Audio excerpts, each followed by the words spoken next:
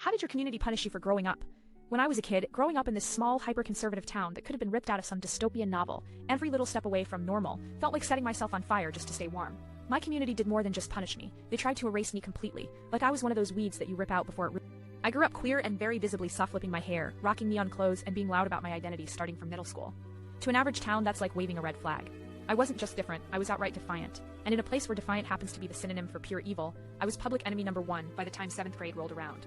The adults, especially the church group moms and the local PTA, started things off with the soft punishments. I was excluded from every school event that didn't have mandatory attendance. The gym coach accidentally bumped into me during dodgeball until I'd slip and fall every single time. My locker was repeatedly vandalized with homophobic slurs, but the principal couldn't find any culprit, even though everyone knew who was responsible. It soon escalated to parents coaching their kids to physically bully me, sometimes chasing me home from the bus stop, yelling for me to go back from where I came. By the time high school started, it wasn't subtle anymore. They basically turned me into the town's project to break or banish. The school counselor who claimed to be helping told me my queerness was just a phase, and offered to set me up with exorcism prayers after school. Yeah, actual exorcism. When I spoke openly in class about who I was, or how I felt, teachers shut me down so hard that I'd be left freezing in front of the room while classmates snickered. The local church went on TV telling folks their town was under attack by corrupting youth like me. My parents got passive-aggressive every time I brought up college, or moving away, acting like I was some sort of drama queen trying to shame them.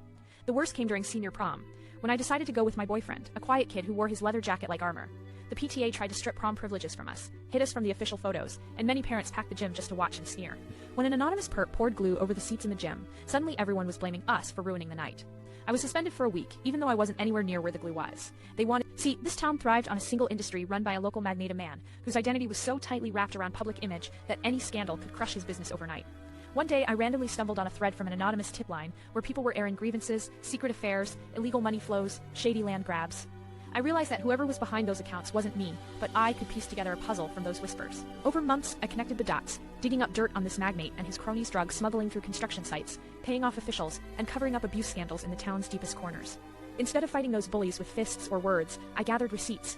I recorded conversations with people involved, hacked their emails through a buddy I... Then, during the very weekend, the town was prepping for their annual Independence Day parade, where the magnate was the Grand Marshal. I leaked everything to every major news outlet, anonymously.